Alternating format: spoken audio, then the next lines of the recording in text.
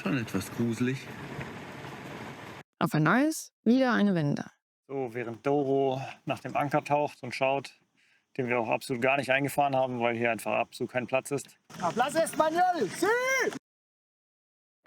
Zuletzt haben wir den Sprung von Ibiza nach Mallorca gewagt. Und die Schiffsgötter waren uns gnädig. Unsere Windsteueranlage lief endlich so, wie sie soll, und die Überfahrt war überraschend entspannt. In Santa Ponsa angekommen, haben wir Proviant gebunkert und uns einen neuen Anker gegönnt. Die große Frage: Hält er wirklich, was er verspricht?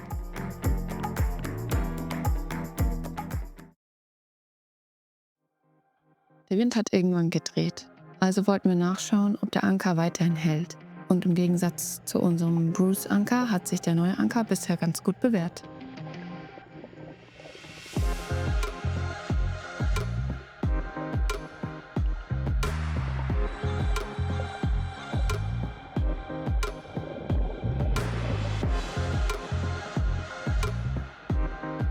Den alten Anker haben wir direkt im Secondhand-Shop verscherbelt. 15 Euro. Reich werden wir damit nicht, aber er ist weg. Dann kam noch Dennis' Familie zu Besuch. Und was soll ich sagen? Es ist immer gesellig und chaotisch mit ihnen zusammen.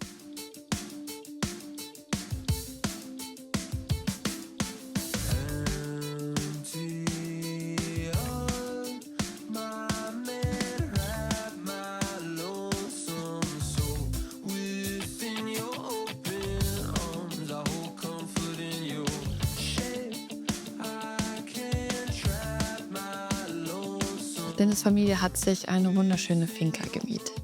Allerdings mitten im Nirgendwo. Und wenn wir nirgendwo sagen, dann meinen wir wirklich nirgendwo.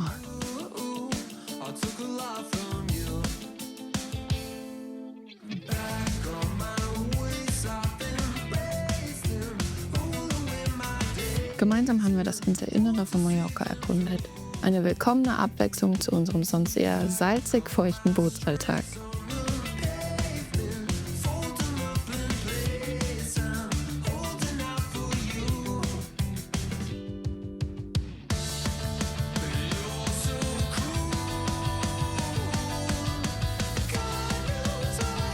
Zehn richtig schöne Tage gemeinsame Auszeit. Doch kaum war die Familie wieder weg, verabschiedete sich auch prompt das gute Wetter.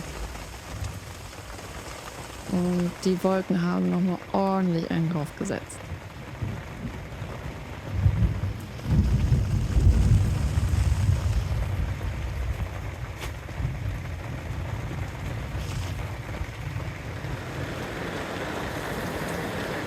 Jetzt sehen wir nur noch unsere direkten Nachbarn. Vielleicht noch da ein Boot weiter. Schon etwas gruselig. Wir hatten wirklich Glück, nur ein paar 100 Meter weiter schlug ein Blitz ein.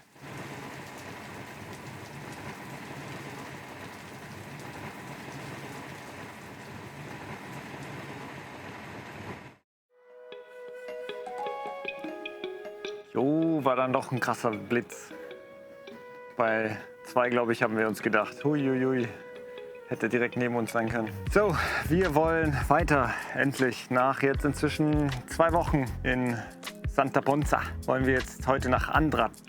Das sind 6 Meilen, also gut machbar. Die Windfenster sind hier relativ kurz, zwischen 4 und 6 Stunden. Deswegen längere Schläge können wir gar nicht so sehr machen. Unsere Zeit mit Attila neigt sich auch langsam zu Ende, denn der hat ein paar Sachen ans Festland bestellt und der muss deswegen nächste Woche schon weg. So, das heißt, die nächsten Tage genießen wir noch mit ihm ein bisschen und dann sind wir wieder ein bisschen mehr solo unterwegs. War auch heute unser erstes Gewitter auf den Balearen, aber zum Glück keine Welle und kaum Wind. Deswegen war es gar nicht so schlimm. Wenn es uns in den Mast getroffen hätte, dann wäre auch gespannt, ob unsere Blitzableiter funktioniert hätte. Naja, wir finden es hoffentlich niemals raus. Jetzt heißt es Boot vorbereiten, Doro macht den Abwasch, ich mache oben Klarschiff und dann geht's auch schon los.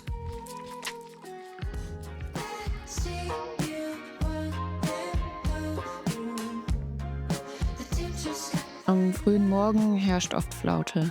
Also können wir erst gegen Mittag starten. Dafür bekommen wir allerdings die Sonne dann volle Kanne von oben ab. Dennis verkriecht sich unter der Sprayhood, bis endlich die Segel stehen.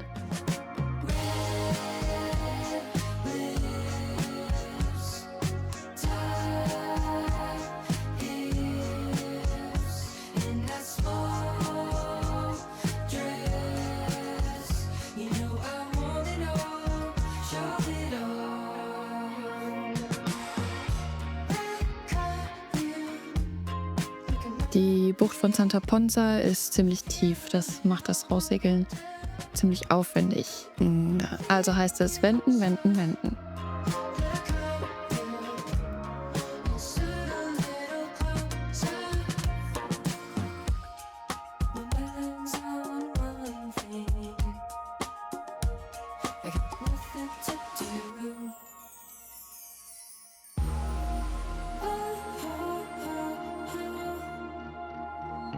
Zwei Dinge sind uns an Mallorca sofort aufgefallen. Die Insel ist deutlich größer als Ibiza und vor allem viel felsiger, zumindest hier im Süden.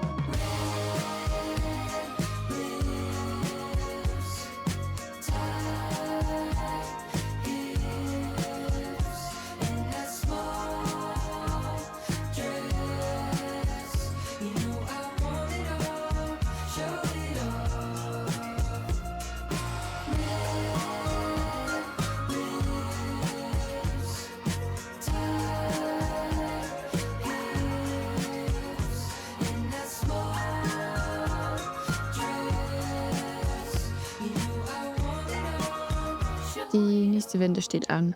Eigentlich kein Drama, wenn da nicht diese Hitze wäre. Und Spoiler, es bleibt nicht bei dieser einen.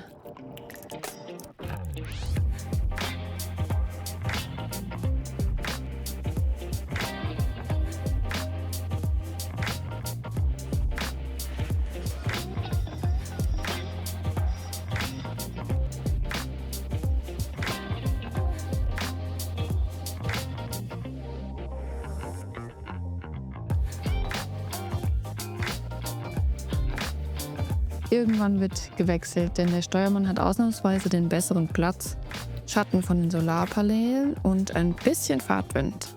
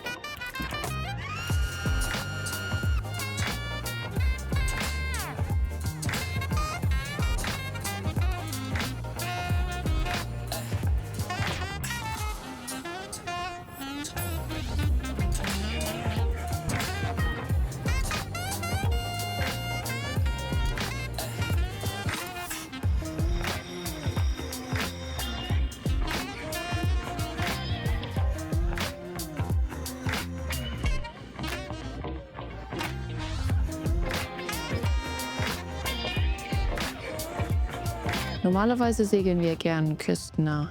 Weniger Meilen, kürzere Etappen.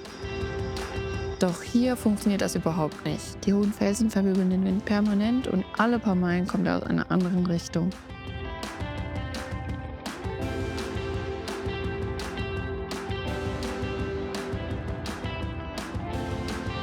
Attila macht es anders und hält bewusst mehr Abstand zur Küste, um den Windverwirbelungen zu entgehen.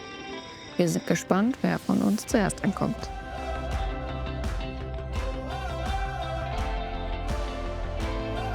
Etwas frustrierend. Egal wie viel Höhe wir gut machen, der nächste Winddreher macht alles sofort wieder zunichte. Fast so, als hätte Mallorca selbst etwas dagegen.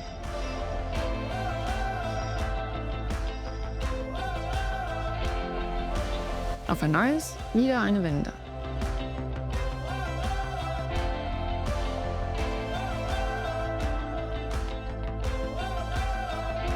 Und noch eine.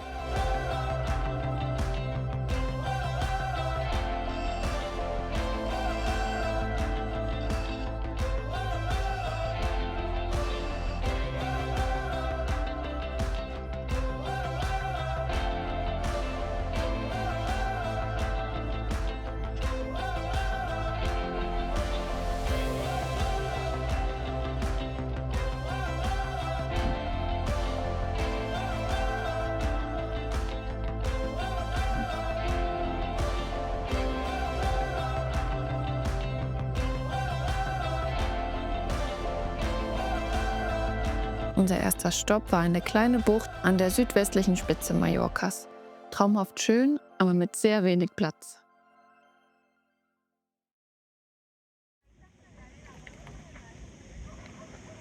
So, während Doro nach dem Anker taucht und schaut, den wir auch absolut gar nicht eingefahren haben, weil hier einfach absolut kein Platz ist, bin ich ein bisschen am Schwitzen und schauen, dass wir nicht die anderen Boote rammen. Hier gibt es halt echt wenig Platz mit Sand und ganz, ganz viel Posidonia. Sehr idyllischer Ort, aber ankertechnisch schon eine Herausforderung, dass wir da nicht irgendwie dieses Seegras berühren. Und warten jetzt auf Attila. Mal gucken, wie der sich hier reinquetschen will. Zeit, einen Blick auf die Ankersituation zu werfen.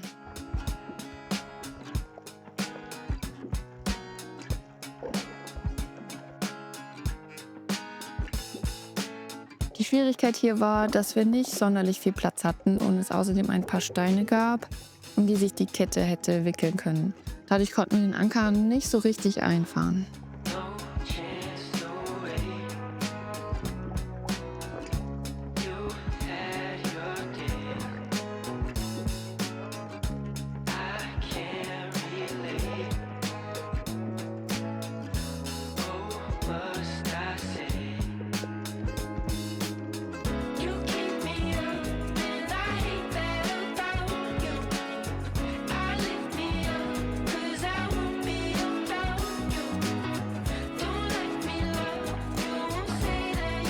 Träumchen hier.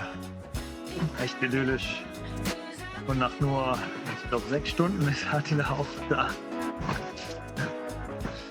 Hatte der dann eine Durchschnittsgeschwindigkeit 1,5 Knoten. Wir hüpfen mal gleich rüber und fragen, was da los war.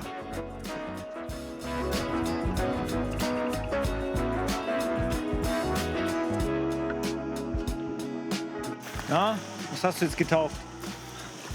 Also meine 3 Meter Kette liegen genau im Sand. Mein Kiel ist mitten im Gras. Wir haben auch 5 Meter auf dem Boden liegen. Okay. Aber wir konnten nicht länger, weil Ja, wir sind dann fast an die ich weiß dran nicht, ob du gestoßen. länger willst, weil hier sind auch Steine und so. Aber wir machen es trotzdem. Trotzdem. Ja. Ja, mal gucken. Daneben dir eher. Was, du warst in der Zollkontrolle. Ich war in der Zollkontrolle. Und was haben die gesagt? Also die sind erstmal an Bord gekommen. Also die haben erstmal gesagt, sprechen Sie Spanisch. Hablas Español! Sí! Hablas Español! Sí! Oh Gott. Okay! Wir kommen an Bord! Ja, dann kommt halt rein. Dann 3 Mann, volle Ausrüstung. Schusssichere Weste, alles. Jo. Das stimmt, ja.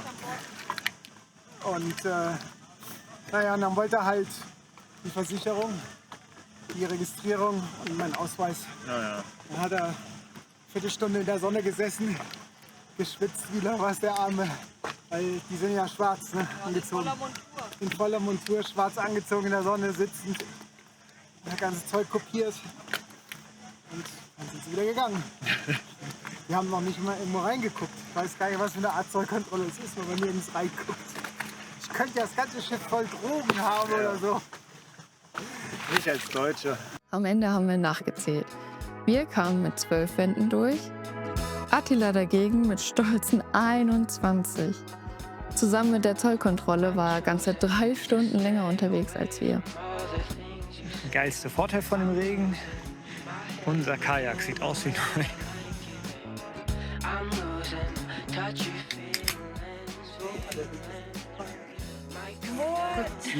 Prost.